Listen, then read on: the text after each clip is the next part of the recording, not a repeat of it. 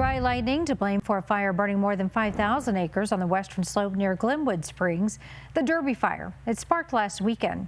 Crews in that area have been working to save more than 200 structures as some residents receive evacuation notices. Now, the Forest Service does say there was an incident with a helicopter assigned to the fire Friday. The pilot had minor injuries. We're still trying to learn more about what happened with that. Officials looking for information about the cause of the La Plata fire, currently burning 133 acres west of Twin Lakes in Chaffee and Lake counties. They say it was caused by an abandoned campfire, and they're trying to find the person behind it.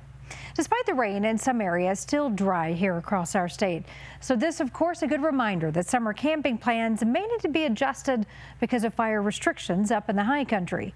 Your reporter, the Mountain Spencer Wilson, joins us live from Summit County, where Stage 2 restrictions are currently in effect. And Spencer, campers are certainly finding a way to enjoy the end of summer without those campfires.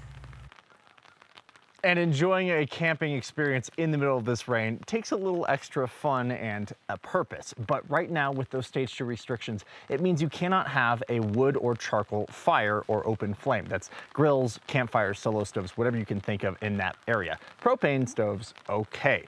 But this all rounds out to the idea that if you are trying to have a campfire and want that, you need to think twice.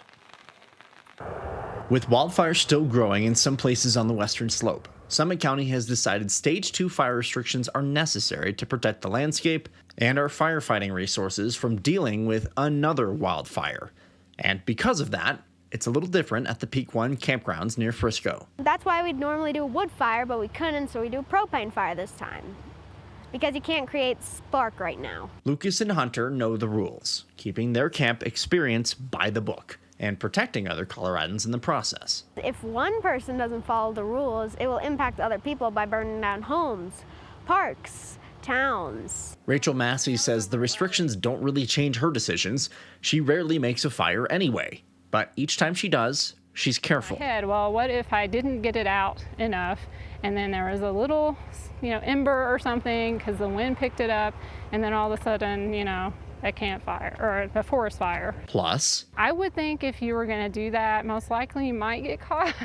Like this guy, who the Summit County Sheriff's Office says they caught not only illegally discharging his gun, but with a campfire when it is so dry out. Now, obviously, a little less than it was earlier today. We're finally getting some rain, which can only help us up here in the high country. Summit County Sheriff's Office is also responsible for issuing those restrictions. If we get enough of this, we very well might be able to drop back down into Stage 1 restrictions. But that's going to count on an awful lot of rain. Live in Summit County, Spencer Wilson covering Colorado First. Well, let it rain, Spencer. Thank you so much for that update.